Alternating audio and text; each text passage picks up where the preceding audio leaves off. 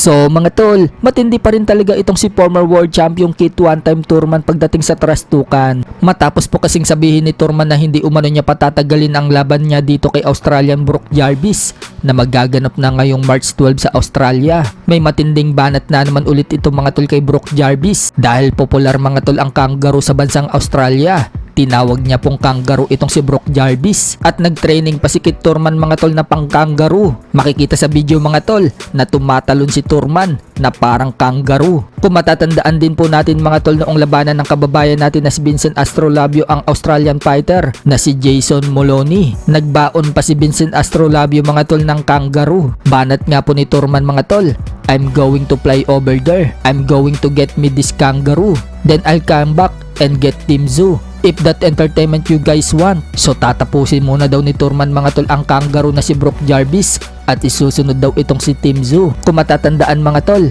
maglalaban na din sana itong si Team Zoo at Kit Turman noong nakaraang taon.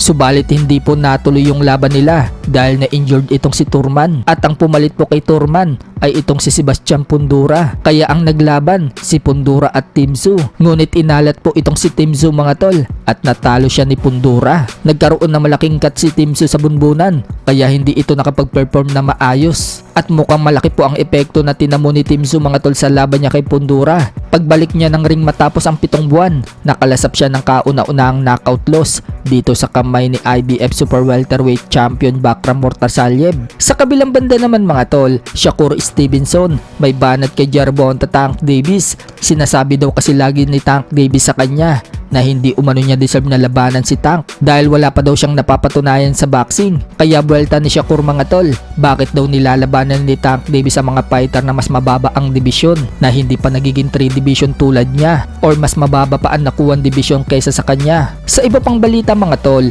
alam na nga po ng karamihan na nagbabalak ng umakyat si Naoya Inoue sa featherweight division at napapabalitaan na ang makakalaban niya sa pag-akyat niya ng featherweight ay ang kampiyon sa WBA na si Nick Bull. Pero binalaan po si Naoya Inoue mga tol ng dati niyang nakalaban at tinalo niya ng 2 beses na si former 4 Division World Champion Nonito Donaire Jr. sa binabalak ni Inoue na pag-akyat ng featherweight. Wika po kasi ni Nonito Donaire mga tol, bagamat isang great fighter daw itong si Inoue, pag umakyat daw ito ng featherweight division, mawawala daw ang lakas nito. Kumbaga mga tol, kayang-kaya na tanggapin ng featherweight fighter ang suntok ni Inoue. Ang maaari umanong magamit ni Inoue sa pag-akyat nito ng featherweight division, yung bilis daw nito at technique. Dagdag pa ni Donaire mga tol, kung napapatumba daw ni Naoya Inoue ang mga opponent niya sa 118 to 122 pounds sa isang body shot, pagdating daw sa featherweight, iba na daw yan kaysa sa 122 pounds. May limit lang daw kasi yung mga katawan ng boksingero sa impact na tatanggapin nito,